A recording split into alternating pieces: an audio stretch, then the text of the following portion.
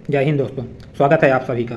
जैसा कि आप सभी को पता है कि अभी जितने भी पेपर हो रहे हैं उसके हर एक शिफ्ट में इमेज फॉर्मेशन से संबंधित 1 से 2 क्वेश्चन आ रहे हैं। तो इस वीडियो में हम सीखेंगे दर्पण प्रतिबिंब का बनना। तो आइए शुरू करते हैं। देखिए, यह हमारा अवतल दर्पण है। यदि कोई प्रकाश की किरण मुख्य अक्ष के समांतर अवतल दर्पण पर आपतित होगी तो वह मुख्य फोकस से गुजरते हुए निकलेगी। ठीक है, इतना समझ में आ गया। अब हम इसी को उत्तल दर्पण में देखेंगे। जब उत्तल दर्पण में मुख्य अक्ष के समांतर प्रकाश की किरण आपतित होगी तो वह परावर्तन के पश्चात मुख्य फोकस से अपसरित होती हुई प्रतीत होगी। ठीक है, समझ में आया। अब देखिए, नेक्स्ट कंडीशन देखते हैं। ये अवतल दर्पण है।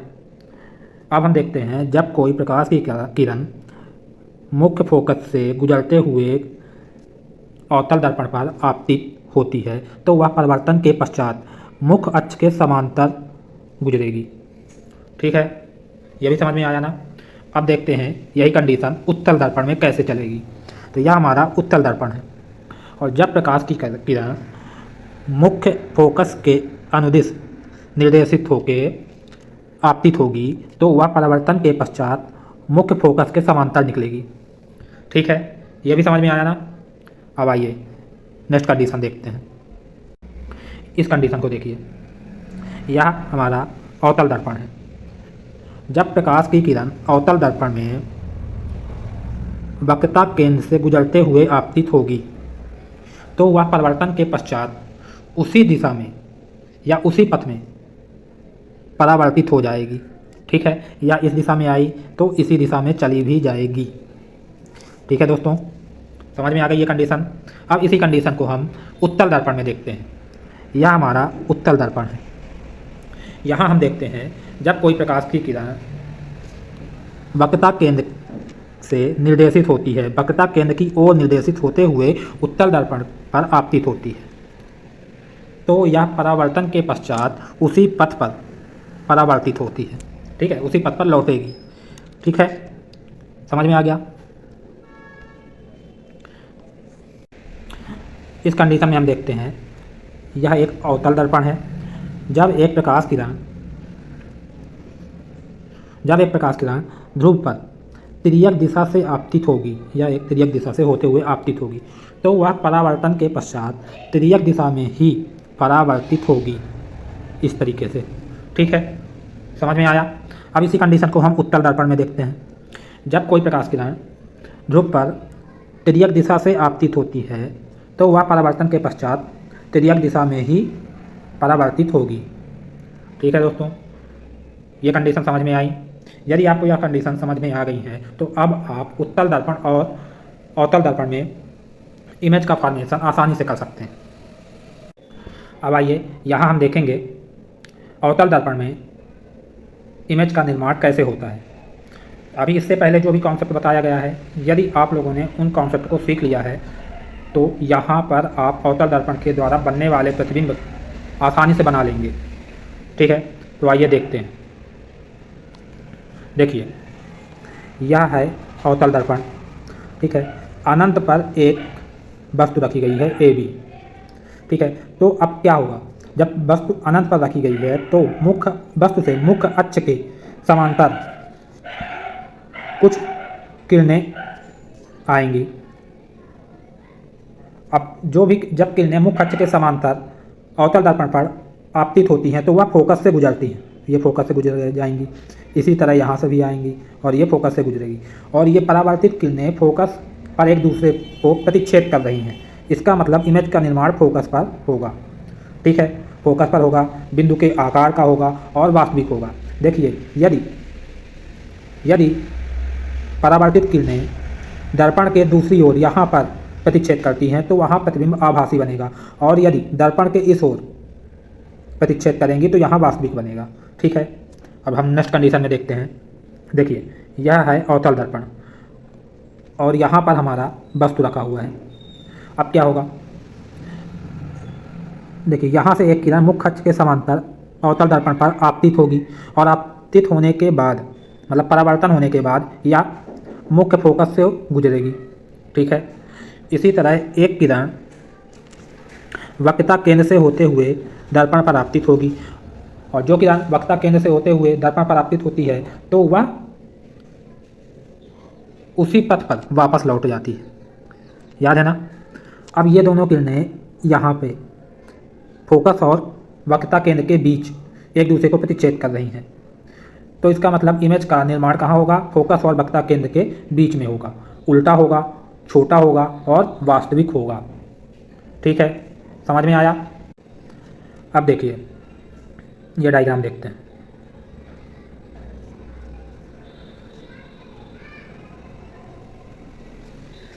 यह है हमारा अवतल दर्पण। यहाँ पर वस्तु रखी गई है, वक्रता केंद्र पर वस्तु रखी है। तो यहाँ पर इमेज का निर्माण कैसे होगा? देखिए, एक प्रकाश किरण मुख्य अक्ष के समांतर अवतल दर्पण पर आपतित होगी और मुख्य अक्ष के समांतर आपतित होती है तो परावर्तन होने के बाद वह मुख्य फोकस से गुजरती है। ठीक है, अब एक प्रकाश किरण मुख्य फोकस से होती हुई दर्पण पर आपतित होगी और परावर्तन के पश्चात मुख्य अक्ष के समांतर गुजरेगी। तो दोनों किरणें परावर्तन के पश्चात जो भी किरणें निकलेंगी वह यहाँ पर एक दूसरे को प्रतिच्छेद कर रही हैं। ये तो प्रतिबिंब का निर्माण यहीं पे होगा, यानी कि कर्वेचर पर ही होगा, वक्रता केंद्र पर ही होगा, उल्टा होगा, बराबर होगा और वास्तविक होगा। समझ में आया। अब देखिए इस कंडीशन को देखिए, यह हमारा अवतल दर्पण है।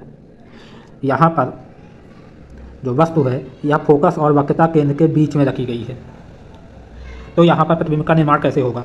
देखिए, एक किरण मुख्य अक्ष के समांतर दर्पण पर आपतित होगी और परावर्तन के पश्चात मुख्य फोकस से गुजरेगी। इसी तरह यह सेंटर ऑफ कर्वेचर वक्रता केंद्र के अनुदिश मतलब वक्रता केंद्र से अपसरित होती हुई दर्पण पर आपतित होगी और परावर्तन के पश्चात उसी पथ पर लौटेगी। ठीक है, तो देखिए एक मिनट, अच्छे से बना नहीं है चित्र, मैं फिर से समझा देता हूँ। यह वस्तु है, एक प्रकाश की किरण मुख्य अक्ष के समांतर गुजरेगी और परावर्तन के पश्चात मुख्य फोकस से होती हुई परावर्तित होगी। अब एक किरण वक्रता केंद्र से होती हुई अपसरित होगी और परावर्तन के पश्चात वक्रता केंद्र से ही गुजरेगी। ठीक है, तो यहाँ पर दोनों किरणें एक दूसरे को प्रतिच्छेद कर रही हैं, तो इसका मतलब प्रतिबिंब का निर्माण यहीं पे होगा। यह प्रतिबिंब का निर्माण अनंत और वक्रता केंद्र के बीच होगा, उल्टा होगा, बड़ा होगा और वास्तविक होगा।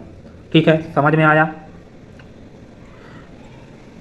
अब देखिए ये वाला देखिए, यहाँ पे क्या होता है, यह हमारा अवतल दर्पण है। यहाँ पर जो वस्तु है वह फोकस पर है। तो यहाँ पे क्या होता है कि जब भी वस्तु से निकलने वाली किरण मुख्य अक्ष के समांतर निकलेगी तो परावर्तन के पश्चात वह फोकस से होती हुई निकलेगी। ठीक है, और यह यहाँ से एक किरण, वस्तु से एक किरण वक्रता केंद्र से अपसरित होती हुई निकलेगी और उसी पथ पे परावर्तन के पश्चात उसी पथ पे निकलेगी। तो यह किरण आगे जाके अनंत पे एक दूसरे को प्रतिच्छेद करेंगी। इसका मतलब क्या है कि प्रतिबिंब का निर्माण अनंत पर होगा, बहुत बड़ा होगा और उल्टा होगा। ठीक है, अब देखिए यह अवतल दर्पण है और वस्तु रखी हुई है फोकस और ध्रुव के बीच में। यहाँ पे कैसे कंडीशन होती है, यहाँ पर एक किरण निकलेगी जो वक्रता केंद्र से अपसरित होती हुई लगेगी, तो वह परावर्तन के पश्चात उसी पथ पे लौट जाएगी और एक किरण ध्रुव में आती हुई तिर्यक आपतित होगी तो तिर्यक ही परिवर्तित भी होगी। इन किरणों को हम दर्पण के पीछे बढ़ाते हैं तो यह इस बिंदु पर प्रतिच्छेद करेंगी। इसका मतलब क्या है कि प्रतिबिंब का निर्माण दर्पण के पीछे होगा। दर्पण के पीछे होगा तो बड़ा होगा, आभासी होगा और सीधा होगा। ठीक है, इतना समझ में आया। अब हम ये टेबल देखेंगे। देखिए ये टेबल, क्वेश्चन यहीं से आते हैं सबसे ज़्यादा। यदि आपको ये कॉन्सेप्ट समझ में आ गए हैं कैसे कैसे डायग्राम बनते हैं तो आपको यह टेबल याद करने में कोई भी परेशानी नहीं होगी और आप एग्ज़ाम में आसानी से क्वेश्चन कर सकेंगे। आइए देख लेते हैं। देखिए, जब बिंब की स्थिति अनंत पर हो तो प्रतिबिंब कहाँ बनेगा? फोकस पर बनेगा। यह स्थिति हम कंडीशन डिस्कस कर चुके हैं। अत्यधिक छोटा होगा बिंदु के साइज का प्रतिबिंब का और वास्तविक होगा तथा उल्टा होगा। ठीक है। जब सी से परे हो, मतलब वक्रता केंद्र से दूरी हो या अनंत और वक्रता केंद्र से के बीच में हो, तो प्रतिबिंब का निर्माण फोकस और वक्रता केंद्र के बीच होगा, छोटा होगा, वास्तविक और उल्टा होगा। ठीक है दोस्तों। जब सी पर हो, वस्तु सी पर हो, तो प्रतिबिंब का निर्माण सी पर होगा, मतलब वक्रता केंद्र पर ही होगा, समान साइज पर होगा और वास्तविक और उल्टा होगा। इसे बिल्कुल याद रखेंगे, ये याद रखेंगे तो आपको ये सभी याद हो जाएंगे। अब क्या हो रहा है? जब वस्तु वक्रता केंद्र और फोकस के बीच हो तो प्रतिबिंब सी से दूर होगा, मतलब वक्रता केंद्र से परे होगा, इनफाइनाइट की ओर विवर्धित होगा, यानी कि बड़ा होगा, वास्तविक और उल्टा होगा। ठीक है। जब फोकस पर हो तो अनंत पर होगा। देखिए, जब अनंत पर होगा वस्तु तो फोकस पर प्रतिबिंब होगा, जब वस्तु फोकस पर होगा तो अनंत पर प्रतिबिंब होगा। यहाँ पर प्रतिबिंब जब अनंत पे बनेगा तो अत्यधिक बड़ा बनेगा, वास्तविक और उल्टा बनेगा। ठीक है। अब देखिए, जब ध्रुव यानी कि पोल और फोकस के बीच हो तो दर्पण के पीछे बनेगा, जब भी दर्पण के पीछे बनेगा तो बड़ा बनेगा प्रतिबिंब, और जब भी दर्पण के पीछे बनेगा तो वह आभासी और सीधा बनेगा। ठीक है, समझ में आया ना? अब देखिए, अवतल दर्पण पे कभी कभी ऐसा क्वेश्चन आता है, अवतल दर्पण पे बनने वाला प्रतिबिंब की प्रकृति कैसी होती है? तो याद रखिएगा, वास्तविक और उल्टा होगा। यहाँ हर एक कंडीशन में वास्तविक और उल्टा बन रहा है, केवल एक कंडीशन ये वाली है जहाँ पर आभासी बन रहा है। ठीक है, तो हम आंसर देंगे अवतल दर्पण पर बनने वाला प्रतिबिंब हमेशा वास्तविक एवं उल्टा होगा। ठीक है। अब आइए देखते हैं उत्तल दर्पण से बनने वाला प्रतिबिंब।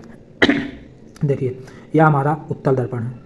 ठीक है। यदि वस्तु अनंत पर रखी हुई है तो इससे मुख्य अक्ष के समांतर निकलने वाली रेखाएं परावर्तन के पश्चात ऐसे जाएंगी। ठीक है। ध्रुव से जो आएगी वह तो डायरेक्ट उसी दिशा में परिवर्तित होगी, और जो ऐसे आएगी वो ऐसे परिवर्तित हो जाएगी। ठीक है। इसका मतलब क्या है? इसका मतलब क्या है कि फोकस पर दर्पण के पीछे बनेगा। ठीक है। अब देखिए कैसे होता है। यहाँ पर बने, मतलब फोकस पर बनेगा। ठीक है, समझ में आया ना? नहीं आया? देखिए फिर से बताता हूँ। ठीक है।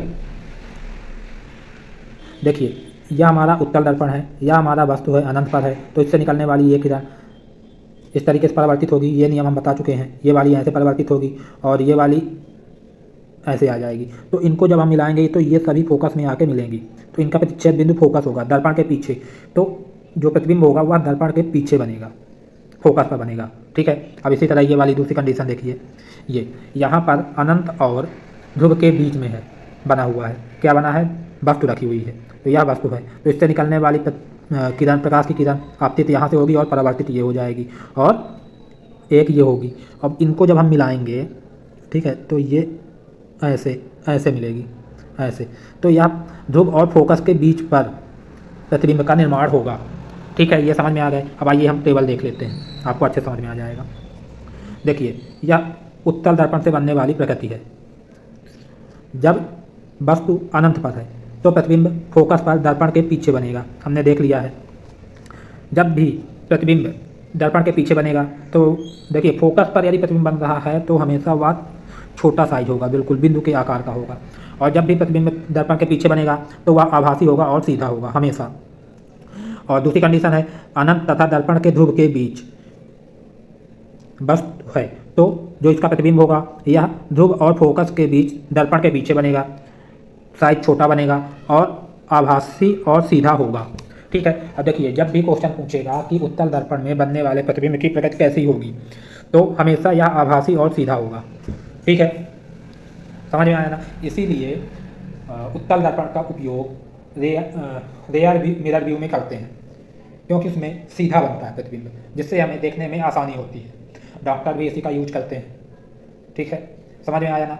अब आपसे दर्पण में बनने वाले प्रतिबिंब से रिलेटेड हर एक क्वेश्चन 100% आपसे बनेंगे।